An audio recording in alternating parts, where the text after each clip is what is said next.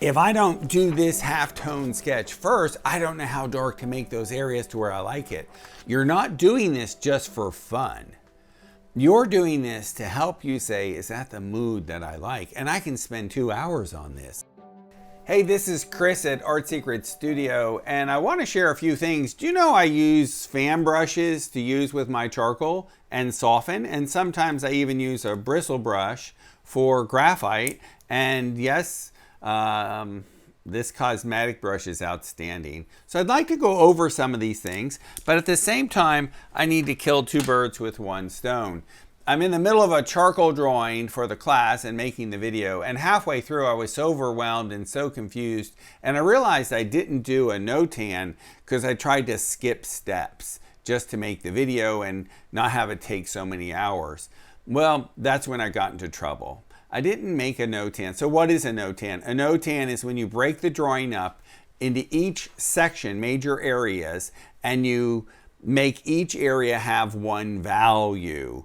So once I do that, then I want to switch to the drawing that I made the mistake with, and I think this will fix it. So let's see what happens. When you draw something in, I took this picture at El Capitan and Half Dome in Yosemite, and basically what you're doing is you're trying to say, I'm going to make one shape, and I can't go into the teaching of this whole thing. I'm just going to block it in quickly so you see what I'm kind of doing, and then this goes like that. It goes at an angle and around. And it comes in, and then there's water. And you get the idea, and that'll be enough for what I'm doing. So you get your big shapes right, and then eventually you make them smaller and smaller. But don't go smaller with your shapes until you get your values right. I'm just going to take powdered graphite or charcoal. I put it in this, I don't have, everything's twisted around on me. I take this powdered charcoal and I put it in this little Twizzler case, and it keeps it from being everywhere. And as you can see on my hands, it doesn't do a good job from keeping it from going everywhere. I'm using 3 cotton balls and nylon. I'm dipping in it, and I'm just going to make a value for each area. That's all you're doing, and it should take about this long. And then you're just kind of drawing your shapes as you go.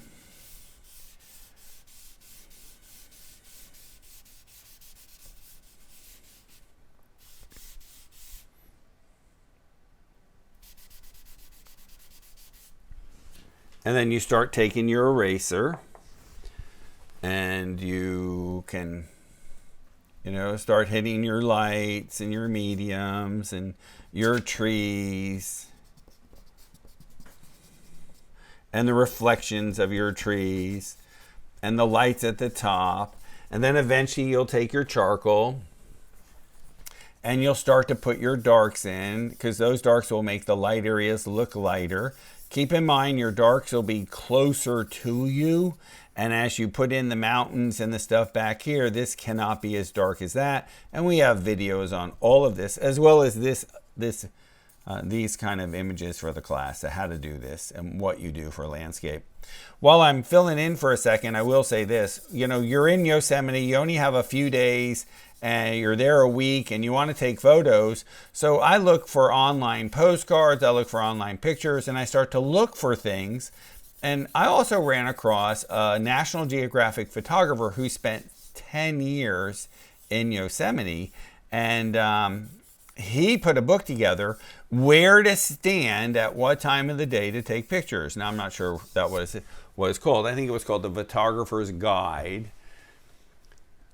A Photographer's Guide to Photographing Yosemite. And it literally said AM, PM, and we drove around in the morning. There was a peacefulness to it. So let me put up the problem child that I have drawn and show you how I'm going to use these brushes and tools to help me. So I have my image. I've had a lot of trouble with it. I was really trying to depict the scene and copy the photograph, and I forgot what the painting was about, and I forgot the photo was about. So let me revisit this and show you what's going on here with this. And that is, at Yosemite at 8:30 in the morning, there's 3 million people everywhere. It reminds you of Disney World with 400 people in line for a $40 hot dog. But at 6 in the morning, at 5 in the morning, we were going fly fishing at 5:15 or 5:30. I don't know what time it was. And we came through Tunnel Valley or whatever it was called, and it was a serene blue color mountains, and the light just started coming through, and it was just spectacular. And there's just a couple people out. Well, the same thing for my wife. You know, a couple days later, we're walking around, and it's probably before 6 in the morning. We're having to wait for the deer to get away from the car door so my wife can open the door to get out. And we're walking around this little trail. It's just a beautiful pasture, and it's just so wonderful. And then we turn around and said, oh my gosh, look at this. And here it is, El Capitan, right in front of our face. We didn't even see it. I'm trying to recapture the quietness of the morning, the peacefulness. And I started to realize in the midst of this drawing, when I put in all these values and these darks and these lights, I was trying to keep the drawing accurate, and I was losing that there's a purpose for each part of the painting. So let's get started. I want to take some of these brushes. So these are all synthetics, and they're basically, this is a Rosemary Eclipse fan brush, and then these are Monarchs, and they're really very similar in their texture. One is bigger than the other. I don't think there's a difference between them. I just have them. One will be for graphite, one will be for charcoal, and I'll designate them as that. There's also a synthetic brush, and used to have a name. It's just a Princeton Filbert 6600FB, and it's a synthetic. It's a little more aggressive and pushes. This one is almost always used for graphite. The Winsor Newton Winton Round, number 4. And I don't buy it in other sizes. When the hair of the brush is too short or too long, then it changes the touch on the paper and the effectiveness. The brush I do like, that I'll designate just for charcoal and for graphite, specific ones, is the Small Rosemary Fan Series 106, and it's much softer than anything of these other bristle brushes. Now, there's nothing as soft as this, but this I designate, this is a makeup thing. It has a name. It's It Cosmetic. It's a, my glasses.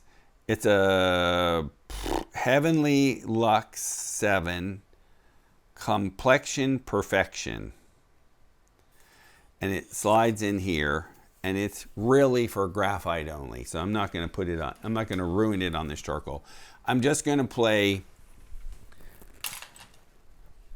with this brush because I know where I'm at. I'm too far along. So here's what happened to my drawing. You know, you start to have your marks. The texture and the weave, the whiteness in here, that texture attracts attention and comes forward. But you see, there's a calmness to the day that I want, and I don't want to ruin my drawing. The coarser this is, the more it runs the risk of taking off and getting rid of. And though I like that, you have to be real careful. One's a little coarser than the other, okay? So the softer you are. So there's a softness to the day. I don't want to, if I press too hard and just rub it with my finger, I lift off too much. So I'm just trying to kind of put a haze over the white, because this is called an inlay paper, and it has a white in it, and it's, and I need to move this.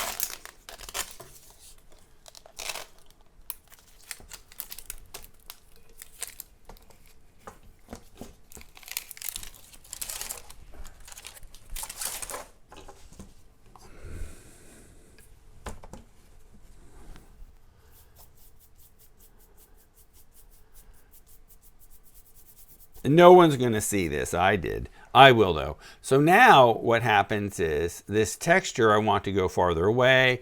Maybe this attracts too much attention. I'm just going to dust it a little bit. It doesn't mean I don't go back in there with a brush and charcoal and go back in there. I just don't want everything attracting attention. Too much is attracting attention. And it's a nice subtle way to make it darker farther away, leave it lighter and darken it back here so it's darker farther away. It's just fantastic. So I don't even want you looking here. Don't want to see the textures. Okay, so what happened and what went on? So here's what happened. In the middle of my drawing, I was so consumed with making it look like the photo, I lost the story. And the story was a quietness, a peacefulness. My wife and I holding hands at sunrise, and it's just as quiet and simple as can be. And it was just the two of us, and it was beautiful. And I'll always remember that. So now I have to now I have the opportunity to designate areas of the painting to carry a feeling of rest or excitement. So I realized, I think this area over the right here needs to be quieter and stiller. So look at the difference in the mark that this makes. Now I'm staying away from the white as opposed to this. So see how that's action and this is not. So maybe I can just kind of transition from the action to the not, and then, little areas. So I really have just softened the whole thing. You know who else does this? Sargent. Sargent fans his oil paintings. I don't care what anyone says. I have seen Sargent's paintings of these three little boys. I think they're called the, I want to say Napoleon, but Napoleon or Napoli. I don't know how to say it.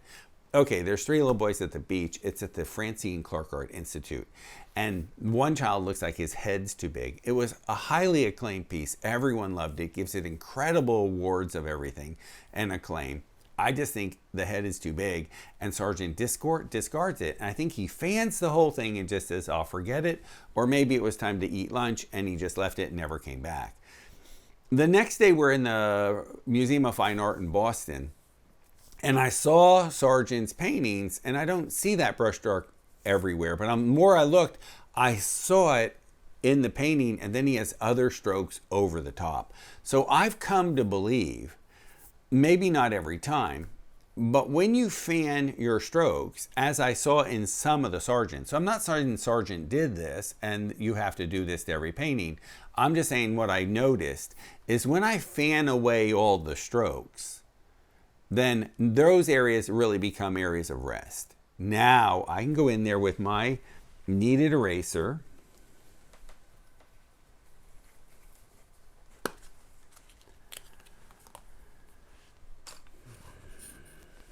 and my charcoal. I'll use this one. And I'll probably hit the whites first. And I'm going to just go in there with my eraser and pop out some of the lights for that action. Some of the areas where the rock is sharp, so I could actually show the texture if I sharpened the line. But not make it sharp everywhere. Just be careful where you do this. Find a few places that you feel like this lends itself to this.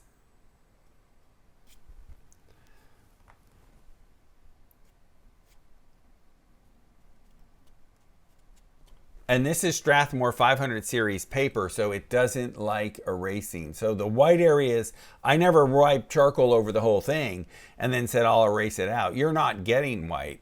And I think that was my fear, was I'm only going to get that white, and that's not this once you put charcoal over it.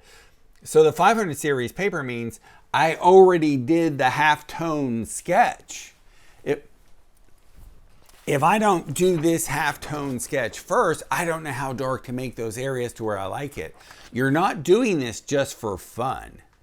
You're doing this to help you say, is that the mood that I like? And I can spend 2 hours on this. So that 3-minute video is not real. That's a 2-hour study. And then it sits next to the painting forever. Okay, so I go in here and I start hitting these whites. And I'll continue that, and then I'll go in and hit some of the darks and try to make a little contrast in a couple places. But this area has to represent calmness. So I'm not going to get crazy and make these fun brushstrokes everywhere. I have to be very careful. They have a purpose to the area. And then farther away, I have to be real careful because this can't be as dark as that. And then I've noticed maybe this tree could go a little darker. Don't make it solid. Just look for a few places where you can go darker and get out of there. Okay, so I'm a huge fan of these brushes. You need to experiment with them. And I think if I was to buy two, without a doubt, the white rosemary small happens to be the softest. Now, I use this in oil painting too. As I do fan, because I think Sargent did, and it doesn't matter whether Sargent did or not. I do fan, and the reason I fan is because it removes marks that I'm not aware of my eye is picking up. Like a digital camera is picking up every line in the page, and the older cameras were blurrier. Well, we have to go into Lightroom and get rid of those lines. Well, in a painting, the fan brush does that, and then it lets me say, okay, the sum of my found edges tell my story. So I absolutely love this series 106 small rosemary. I don't really need it in other sizes. I will mark this as charcoal. I have another one for graphite, so I don't mix the two. This is a little more aggressive. Some papers, maybe sometimes I've messed up so much and I haven't been so careful and I just want to push on it. And I think this would work nicely. Like I said, graphite only, but it does a fantastic job. And it's the shape of a mop brush, which is identical to what I do later on stages of my oil painting.